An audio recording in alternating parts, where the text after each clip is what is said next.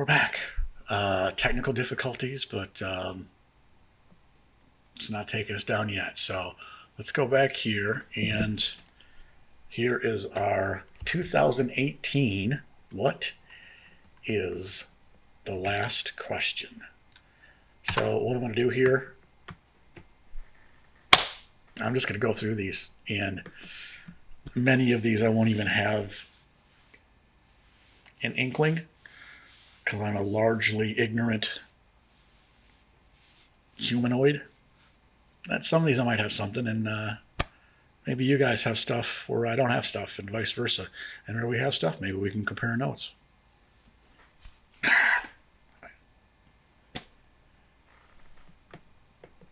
So I'm going to go to view all responses, and we're just going to go through these, see what happens. Maybe. Come on, ones and zeros.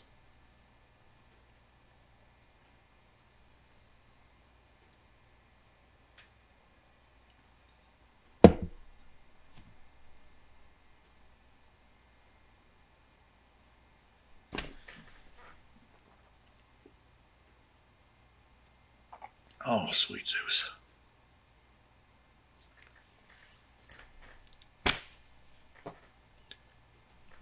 Okay.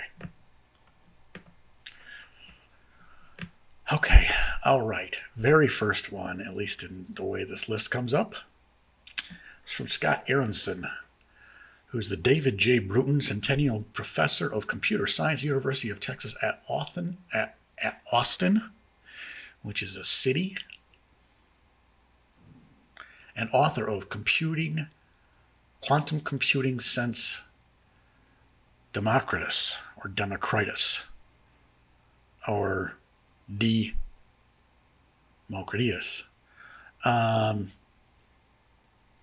It's interesting because he was like he's an ancient Mexican. Okay, so his last question is, can we program a computer to find a 10,000 bit string that encodes more actionable wisdom than any human that has ever expressed?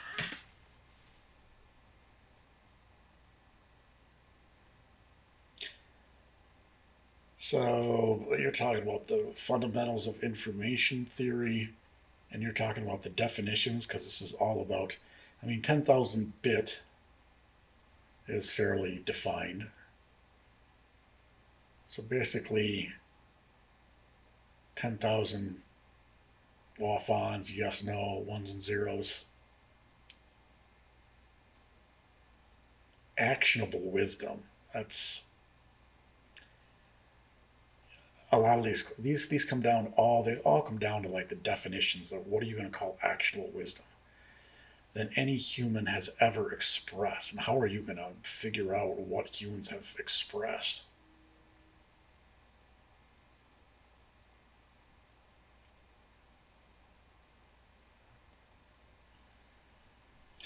And then you're talking about programming a computer to find. So basically, you're talking about, can you program a computer to find stuff which no human has ever found?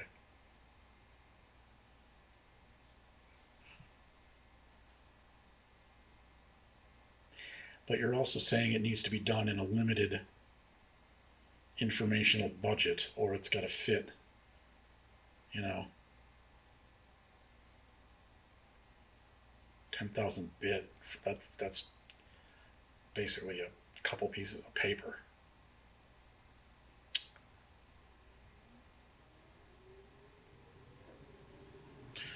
Um,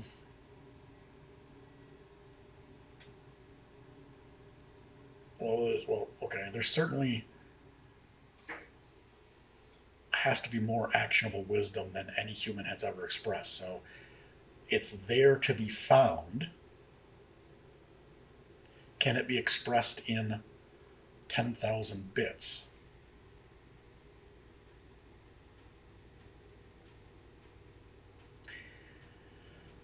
Christ.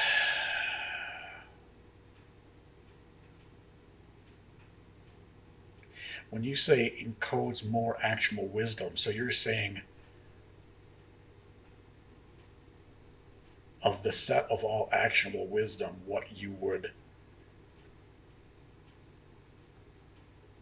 be encoding is contains everything that humanity has expressed and more. Man, I'm throwing doubt on that, but that's a hard one. I have a feeling a lot of these are going to come down to so much about the definitions of things, like everything else does. But still, I'm going to say, oh, you know what? I figured it out. No. Okay, next one. Anthony Aguirre, professor of physics, University of California, Santa Cruz, author, cosmological cones, which I think is referring to the SNL bit, cones heads. Anyway, his last question is, are complex biological neural systems fundamentally unpredictable? Oh.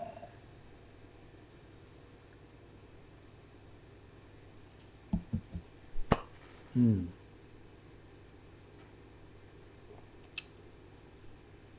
I would first say that unpredictable doesn't necessarily have anything to do with free will. So we can sidestep the question of free will, and let's sidestep the question of consciousness for now.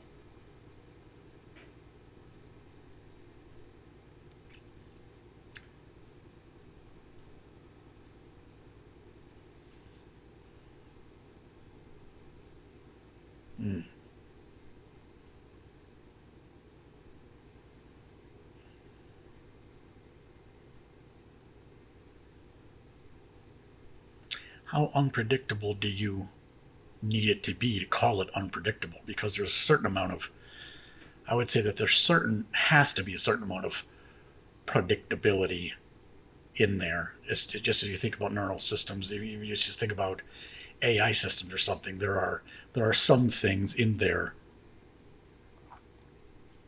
Maybe there aren't.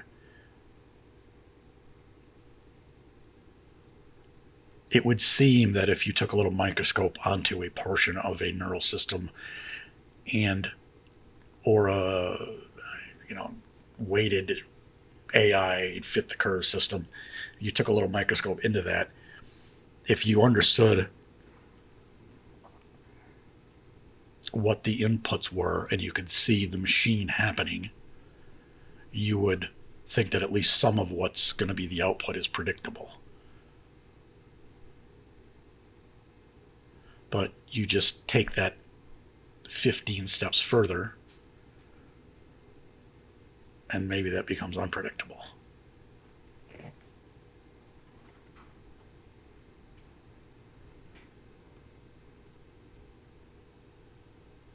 I would say that the easier question, are complex biological systems fundamentally or completely predictable? I would say that is definitely no.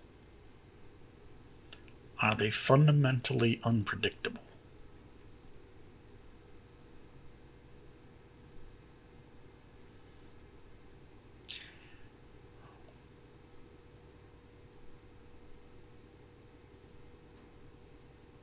Does it even matter if it's biological neural systems? I don't even know if that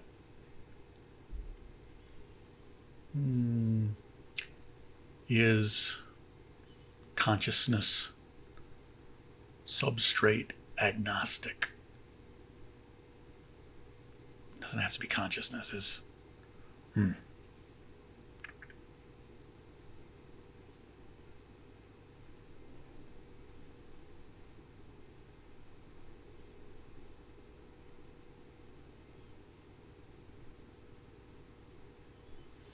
Could we have, Mr. Robot, not that Mr. Robot, another Mr. Robot,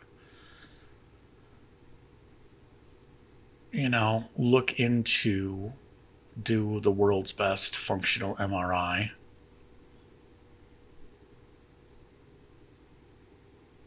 Oh, you'd have to get. This goes back to like, was it Benjamin? What's the guy's name, LeMay or whatever? There's these crazy experiments where. These crazy experiments where. Um, Long story short, this guy hooked people up with like these electrodes to their kind of brains, and told them basically there's a clock moving, and said, you know, whenever you feel like it, doesn't matter, but whenever you feel like it, um, tap your left hand or your right hand, and then just note down the time that you decided to tap it, and it would be left hand or right hand. And the one of the long things out of that was that they found out that by looking at the activity in the brain, they could actually see that all the stuff leading, like the activity in the brain that was leading up to the decision point, of when we would consciously decide, oh, I'm gonna tap my right hand right now, like at that moment that the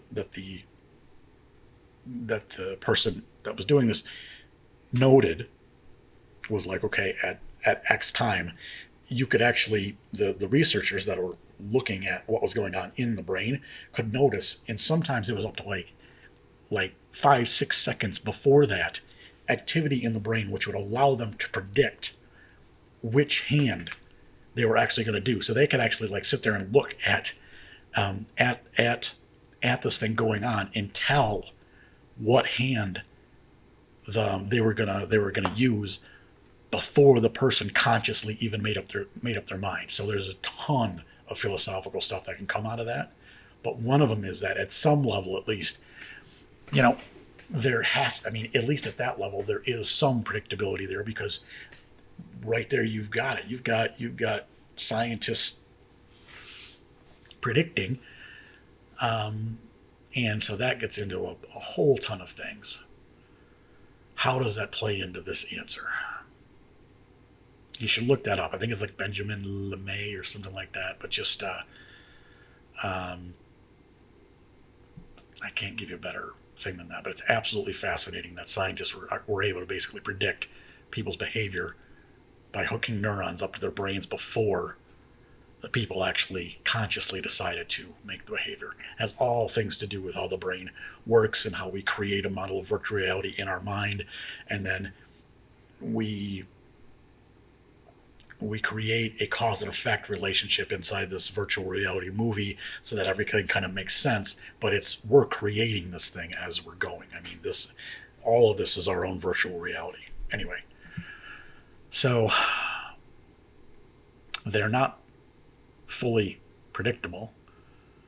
Are they fundamentally unpredictable?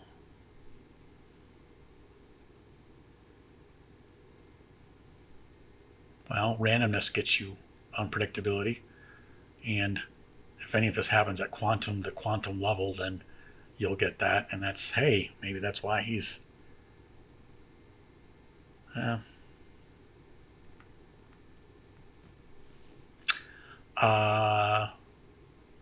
the answer is yes. Okay, next. 2 for 2. Dorsa Amir, postdoctoral research fellow, Boston College. Her last question is, she's got a nice look with the glasses and everything. Are the simplest bits of information in the brain stored at the level of the neuron?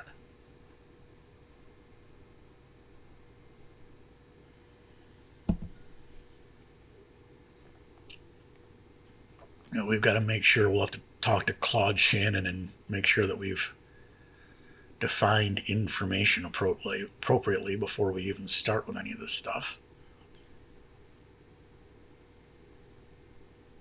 The funniest thing is, all these questions, like, I'm thinking about like Bill Clinton when he's like, it depends on what the definition of is when he had that, that Lewinsky thing.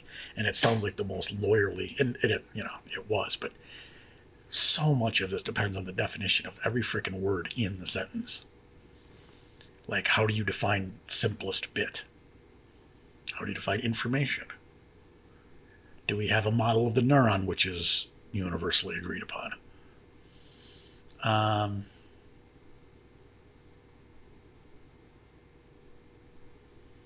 I don't know enough about this to make a informed speculation. Hold on.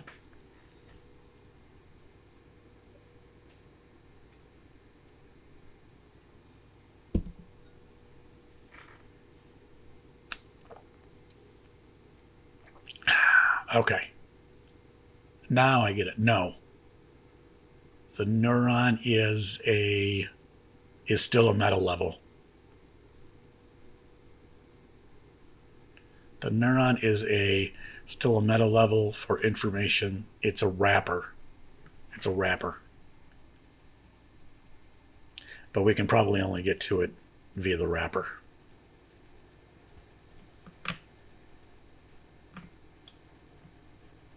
It's an interface. So the answer to that was no. Chris Anderson, CEO, 3D Robotics, founder, die drones. That's a negative. Do-it-yourself drones. I have a drone myself. They're great. Every time it goes up in the air, I'm like, it's flying. His last question. How can we put rational prices on human lives without becoming inhuman? We can't. We can't.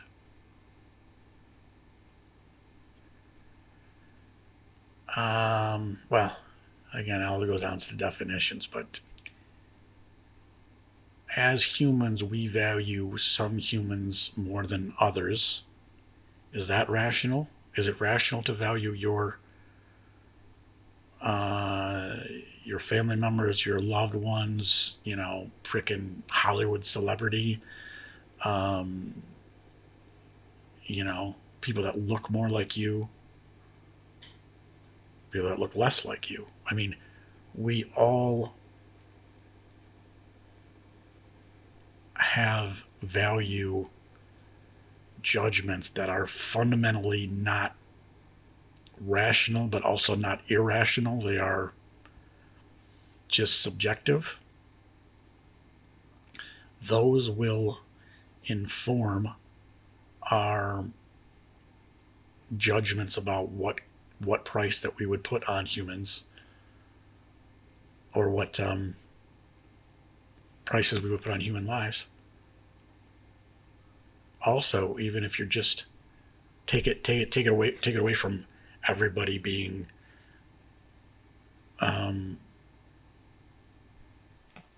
biased in their own way. If we just, everybody looking at one person or one idea of,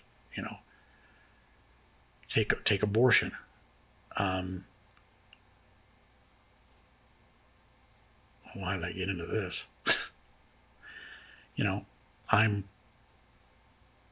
Hey, we were talking about Bill Clinton. I can quote Bill Clinton here, which is something I'm not a fan of doing, or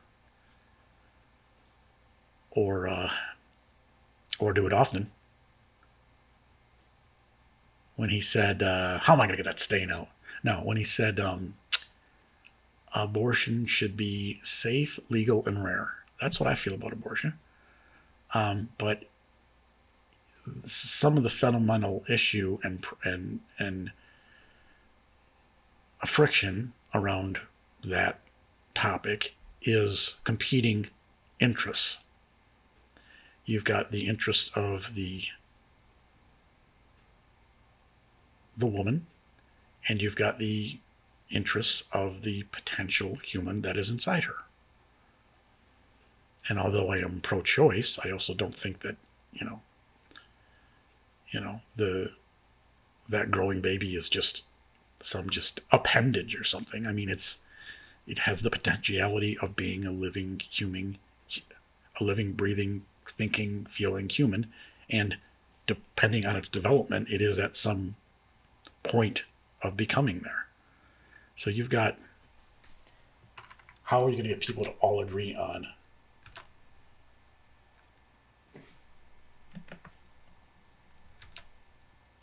something like that when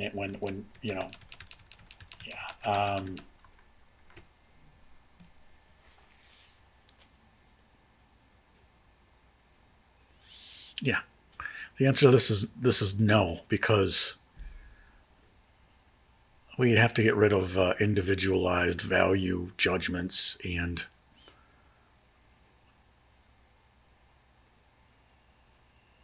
I mean, yeah, we can't hope to do that. That's not so. No, the answer to that's no.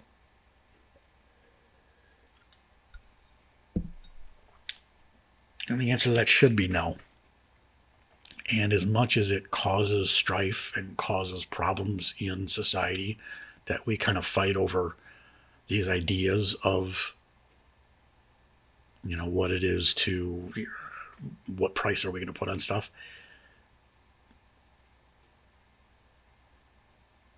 The fight is what makes us human, but also what makes us better humans and what makes culture better.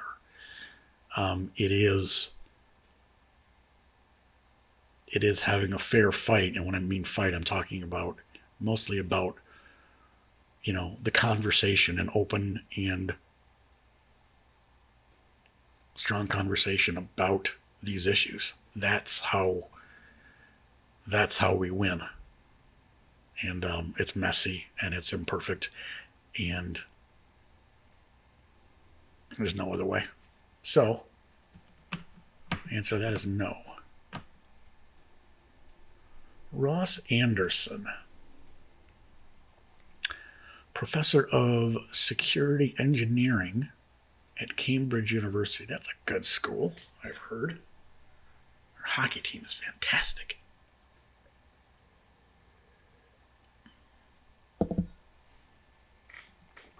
His last question.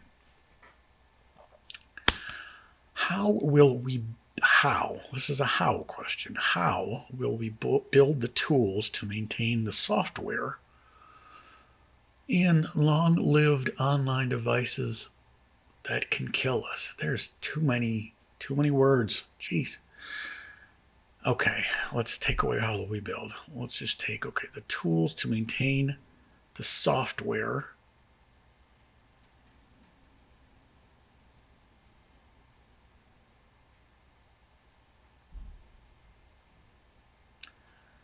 I'm not even sure if I understand this question.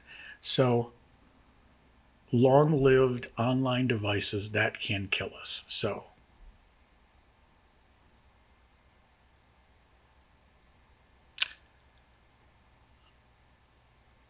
okay. So this makes me think about the Matrix, and when Neo and Mayor or whatever talk about that freaking that's something to do with the water, but I don't know what it does, and we could turn it off, but we're dependent on it. So, what is control? Blah blah blah blah blah.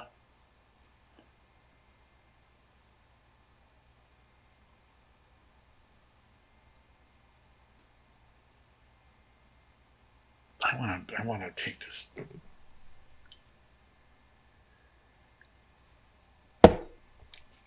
I'm having a hard time even wrapping my head around where we're trying to go with this thing.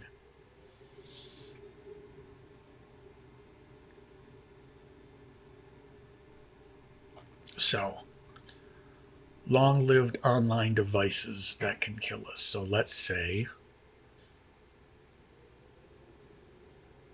is he talking about us as just as humans, as sentient being, and like the network of things that sewer systems and stuff like that? If he, Christ, why am I not getting this question? I mean, is it really talking about like the Matrix conversation? Because he's saying we're not going to maintain the software. We're going to have to build tools to maintain the software. Is he trying to say, okay, when we do upload ourselves to the cloud, well, I'm just going to think about it in one way. It's like, okay, so we build ourselves the cloud, and we're going to upload some aspect of our consciousness into it. Let's say we suddenly figure out a way to hack consciousness so we can transfer that substrate from the wet noodly mass that every once in a while resides here into silicon or other structures. So let's say we've all uploaded ourselves into the cloud and we're, my domain is www.dan.com. Sorry, danielfrom.com. And I want to make sure that doesn't go offline, but I am no longer the architect of that. I'm living in the building, but I'm no longer the architect of it because I'm now disassociated from that level of the architecture. So how do we maintain or make sure that there's tools that are gonna okay. So the easy answer is to invent agents that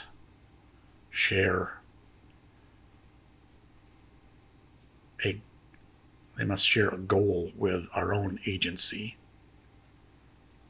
which is to continue to see.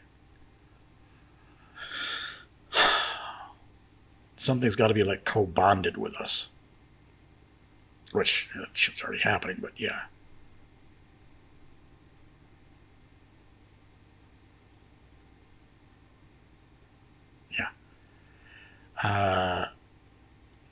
There's always going to have to be an interface and something where the agent that is building these tools measures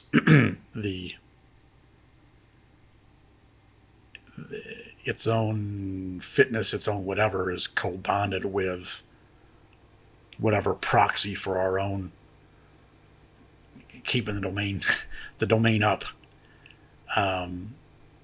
For our own thing. So there's got to be something co-bonded.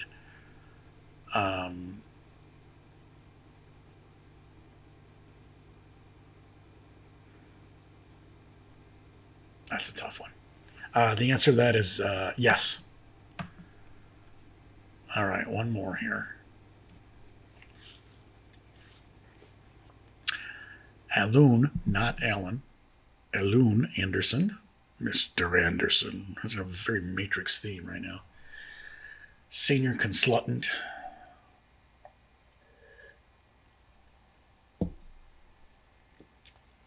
And former editor-in-chief and publishing director, New Scientist. I like New Scientist, but sometimes they're a little slutty. I mean, they're a little it's like, oh, this is going to change the world, and it's just like, you're a little flashy. Anyway, author After the Ice. His last question is, are people who cheat vital to driving progress in human societies? Yes. Although that's bad, it's good. I mean, if you think about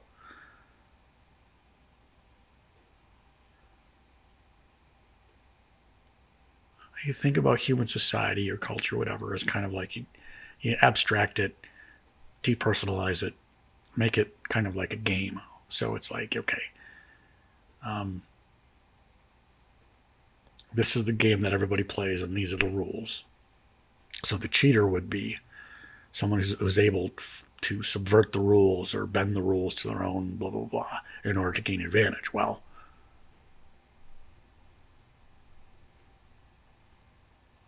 that act in and of itself can spur innovation, can spur that is a hack that can potentially be taken advantage of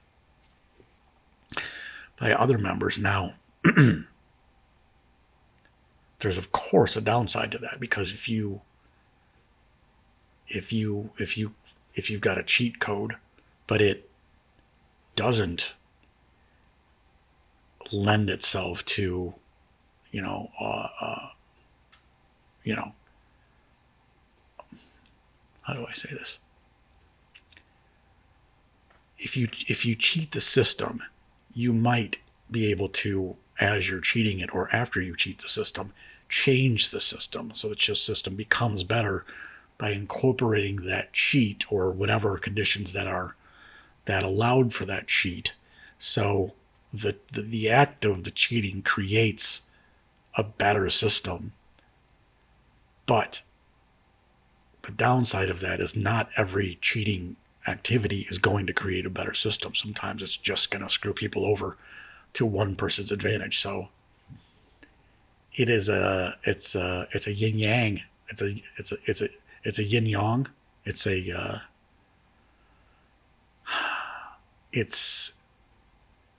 They are vital, and they also will screw us. So yes, and they're usually bad. They may be, 99% bad.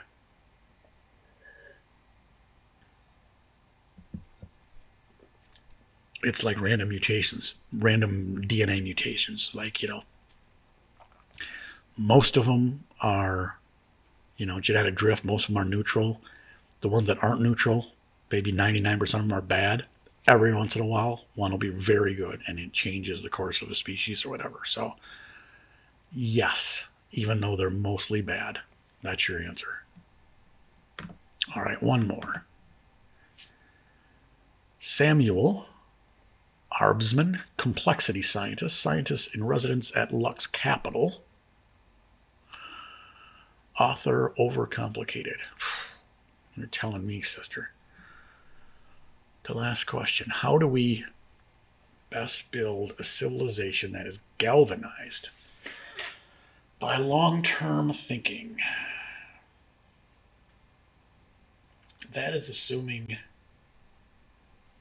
I'm going to do it. I'm sorry.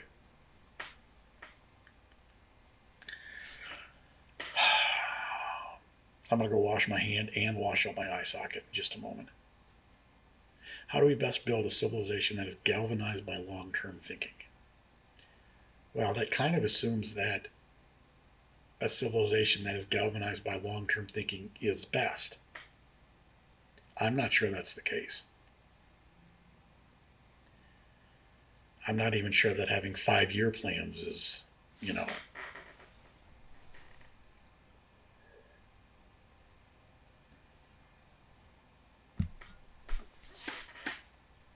I mean, think about it. Like,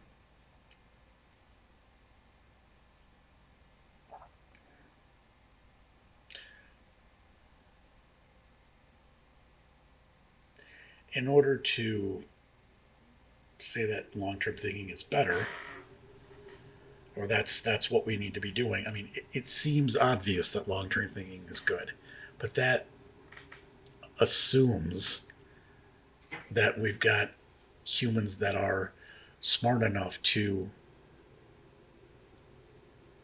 see beyond the next hill and know that that's where we've got to go. Whereas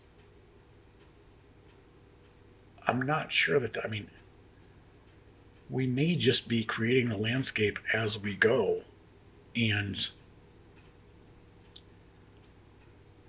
too much long-term thinking might kind of tunnel us and keep us away from other possibilities, that because we're like looking at this thing right here and only this thing, and how do we get this thing down, blah, blah, blah, blah, we're going this way, and it's like, oh no, but there's 19 other ways to get stuff. So I'm not convinced that long-term thinking is honestly the best way to build a civilization, but let's just take it for granted that it is. How do we best build a civilization that way? Oh, how do you impart into humanity which tends to be characterized by, we think about our generation, generation that came before, the generation that came after, and we're concerned with how do we optimize the game for the generation that we're at, for the localized fitness landscape that we're in. If we're saying, okay, there is a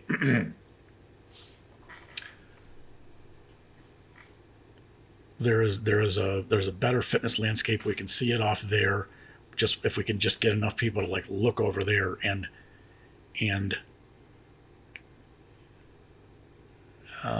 change their behavioral habits and change their thinking so that they're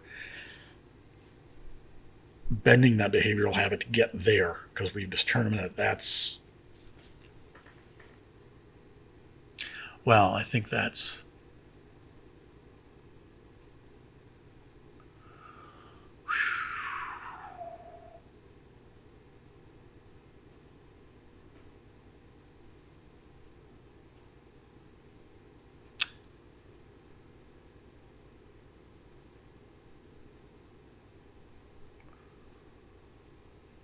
how do we, oh man, all these questions are like, how do we become not human? You think about it, it's like life isn't forward thinking, it's backward thinking, and it's backward thinking, and it's present thinking. But evolution does not have a roadmap. It just has guardrails.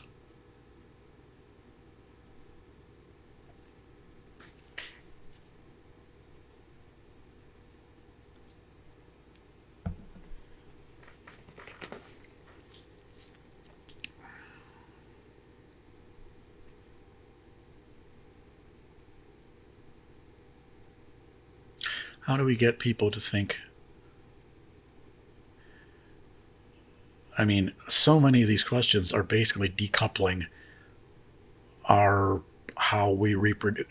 You know what? So much of this comes down to our biology, to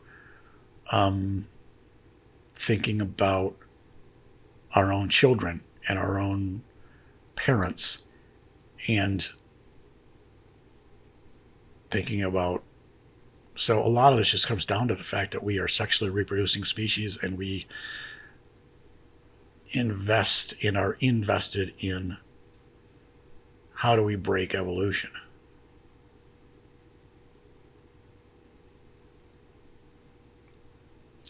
How do we break evolution and rebuild it into, the Great Leap Forward?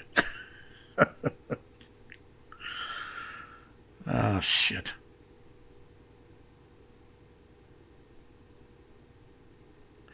The less and less that we are invested in, honestly, our own biological children and in our own DNA and all that sounds scary to think about, and it is. I think we're going that way anyway. The more of ourselves that has become virtualized and not